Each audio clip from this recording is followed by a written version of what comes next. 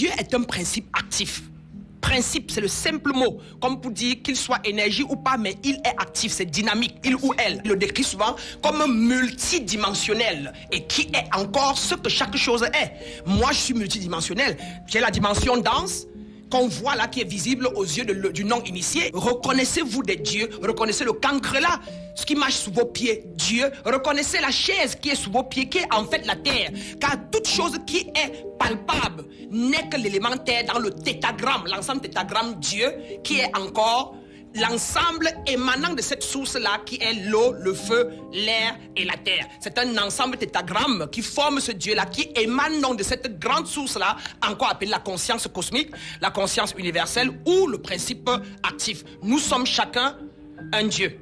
Et nous avons en nous ces forces-là, mais c'est quand nous avons des pensées limitantes qui peuvent nous avoir été occupés par l'Église, les doctrines ou les cultures, que nous nous limitons mentalement et donc ne pouvons pas faire ce que le grand frère Jésus a fait, ne pouvons pas faire ce que Thoth a fait, ou etc. Mais dès lors que nous sortons de ce paradigme-là, nous sommes en mesure de lever n'importe quelle montagne, de bouger n'importe quelle chaise, de transformer les 4 éléments de la nature en ce que nous voulons.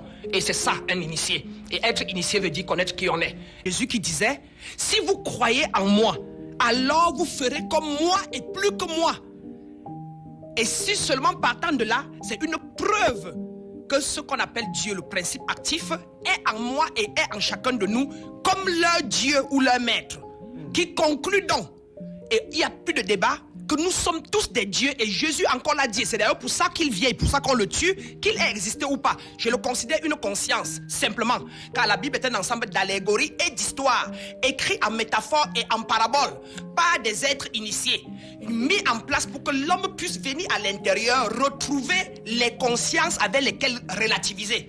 Ça veut dire que la Bible met en état, en exergue, tout genre d'état de conscience. Ce que vous allez appeler le sorcier, ce que vous allez appeler le polygame, ce que vous allez appeler etc. Donc tout, la Bible est un tout. C'est le monde, c'est l'univers. Alors cette conscience est-elle omniprésente ou elle se balade quelque part? Bien évidemment, elle ne se balade pas. Elle est là, c'est moi, je suis assise là. C'est lui, le Père Mikala. Nous sommes des dieux. Nous sommes, et c'est écrit dans la Bible.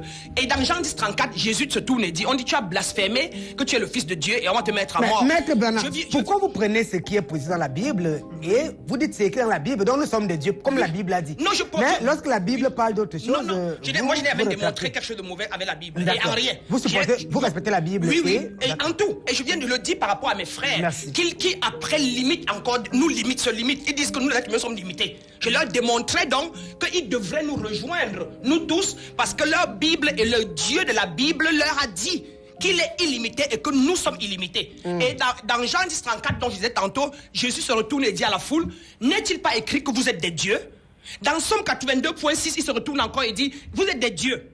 Et dans Jean 1.1, au commencement était la parole était avec Dieu, Dieu était avec la parole était la lumière. La parole, voici ça qui sort de moi. Quelle maîtrise de la Bible. Voilà, vous avez j'ai beaucoup fait 4 ans de mysticisme chrétien.